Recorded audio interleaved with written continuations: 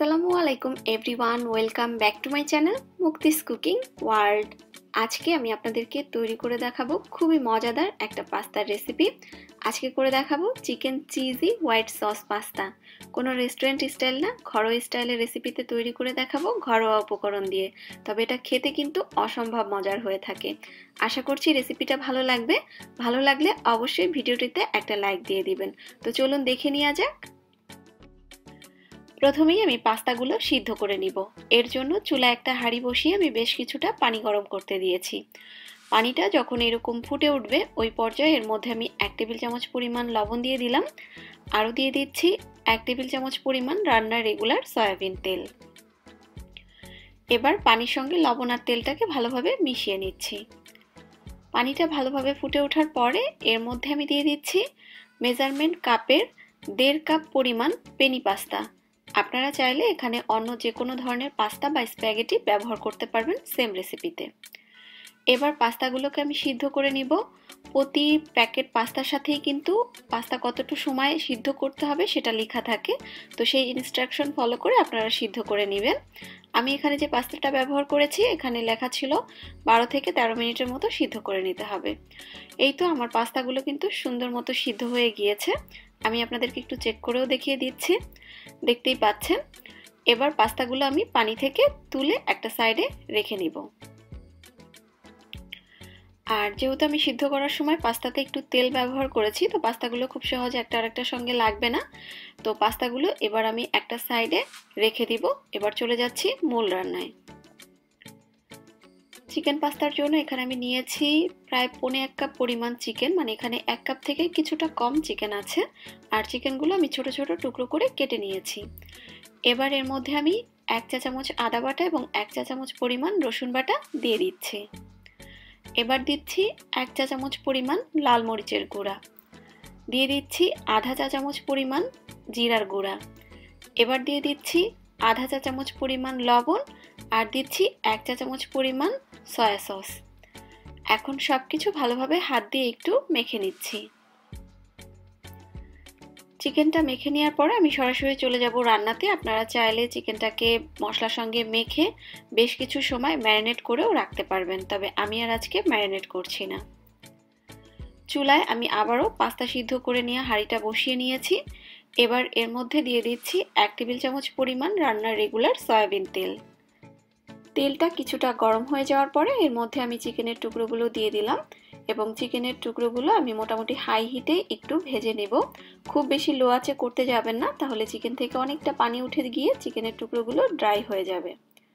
চিকেনটাকে 2-3 মিনিট ভেজে নেওয়ার পরে এখন এর মধ্যে আমি দিয়ে দিচ্ছি ছোট ছোট টুকরো করে কাটা আধা কাপ পরিমাণ সবুজ ক্যাপসিকাম। আপনারা চাইলে এখানে অন্য যে কোনো কালারের ক্যাপসিকামও ব্যবহার করতে পারবেন, চাইলে এখানে গাজর কুচিও ব্যবহার করা যাবে। আর এই সবজিগুলো যদি হাতের কাছে না থাকে সেক্ষেত্রে না দিলেও হবে। ক্যাপসিকাম দেওয়ার পরে আরও মিনিট খানিক চিকেনের সাথে ক্যাপসিকামগুলোকে একটু সটে করে এবার আমি এটাকে চুলা থেকে নামিয়ে নিচ্ছি। চুলায় আমি আবারও হাঁড়ি বসিয়ে দিয়েছি। এবার এর মধ্যে দিয়ে দিচ্ছি 2 টেবিল চামচ পরিমাণ বাটার। আপনারা এখানে যে কোনো ব্র্যান্ডের সল্টেড বা আনসল্টেড বাটার ব্যবহার করতে পারবেন। বাটারটা মেল্ট হয়ে যাওয়ার পরে এবার এর মধ্যে আমি দিয়ে দিচ্ছি 2 টেবিল চামচ পরিমাণ ময়দা। আর এই পর্যায়ে চুলার আঁচটা অবশ্যই একদম লোতে রাখতে হবে। একেবারে লো আছে ময়দাটাকে বাটারের সঙ্গে একটুখানি ভেজে নিতে হবে বা ভুনে নিতে হবে। এতে করে ময়দার যে কাঁচা স্মেলটা সেটা সম্পূর্ণভাবে চলে যাবে। আর চুলার আঁচটা বেশি থাকলে কিন্তু ময়দাটা একদম পুড়ে যাবে। হালকা একটু ভেজে নেওয়ার পরে এবার এর মধ্যে আমি আগে থেকে জাল করা মেজারমেন্ট কাপের 2 কাপ পরিমাণ লিকুইড গরুর দুধ দিয়ে দিলাম। আর দুধ দেওয়ার সঙ্গে সঙ্গেই একটা হ্যান্ড উইক্সের সাহায্যে দুধের সঙ্গে মিশিয়ে নিতে হবে ময়দার মিশ্রণটা, তা না হলে কিন্তু আবার লাম্পস পাকিয়ে যাবে। তো এই দিকটা অবশ্যই খেয়াল রাখবেন। চুলার আঁচটা এই সসটা তৈরি করার সময় লোতে রাখতে হবে এবং সঙ্গে সঙ্গে মিশিয়ে নিতে হবে। এবার এর মধ্যে দিয়ে দিলাম আধা চা চামচ পরিমাণ চিলি ফ্লেক্স বা ক্রাশ করা শুকনো মরিচের গুঁড়া, দিয়ে দিচ্ছি আধা চা চামচ পরিমাণ লবণ, দিচ্ছি 1 চা চামচ পরিমাণ চিনি। আর চিনিটা অবশ্যই ব্যবহার করতে হবে এই রেসিপির ক্ষেত্রে। দিয়ে দিলাম আধা চা চামচ পরিমাণ সাদা গোলমরিচের গুঁড়া। আপনারা চাইলে কালো গোলমরিচের গুঁড়াও ব্যবহার করতে পারবেন। এবার সবকিছু ভালোভাবে মিশিয়ে নিচ্ছি এবং চুলার আঁচটা লোতে রেখে অনবরত নেড়েচেড়ে এই সসটা ঘন হয়ে যাওয়া পর্যন্ত রান্না করতে হবে। আস্তে আস্তে দেখবেন সসটা বেশ কিছুটা ঘন হতে শুরু করবে, তবে অতিরিক্ত ঘন করা যাবে না। জাস্ট এই টাইপের একটা কনসিস্টেন্সি চলে আসলে এর মধ্যে দিয়ে দিতে হবে সেই প্রথমেই যে চিকেন আর ক্যাপসিকামটা ভেজে রেখেছিলাম সেগুলো। তো চিকেনের মিশ্রণটা দেওয়ার পরে ভালোভাবে আমি হোয়াইট সসের সঙ্গে মিশিয়ে নিচ্ছি। সবকিছু ভালোভাবে মিশিয়ে নেওয়ার পরে এই রেসিপির জন্য আমাদের দরকার হবে চিজের, আর আজকে আমি ব্যবহার করছি আড়ং ডেইরি চিজ কিউব ক্লাসিকটা। আর এবার আমি এখান থেকে চিজ কিউবগুলো বের করে নিব। আর প্রতিটা চিজ কিউব কিন্তু সুন্দর এরকম আলাদা আলাদা প্যাকেজিংয়ে আসে, একটা আরেকটার সঙ্গে লেগে যাওয়ার কোনোই ভয় নেই। তো আমি এখান থেকে একটা চিজ কিউব তুলে নিলাম, এবার আমি এটাকে খুলে নিচ্ছি। যে কোনো একটা সাইড থেকে টান দিলেই কিন্তু এটা খুব সহজে খুলে আসবে। তো আমি প্যাকেট থেকে চিজ কিউবটা বের করে নিচ্ছি। আর এই তো চিজ কিউবটা খুলে নিয়েছি, এবার আমি চিজ কিউবটা ব্যবহার করে নিব। আজকের রেসিপির জন্য আমি এইরকম সাইজের মোট 4টা চিজ কিউব ব্যবহার করছি, তবে এখানে আপনারা চিজটা আসলে আপনাদের পছন্দ অনুযায়ী পরিমাণটা বাড়িয়ে কমিয়ে ব্যবহার করতে পারবেন।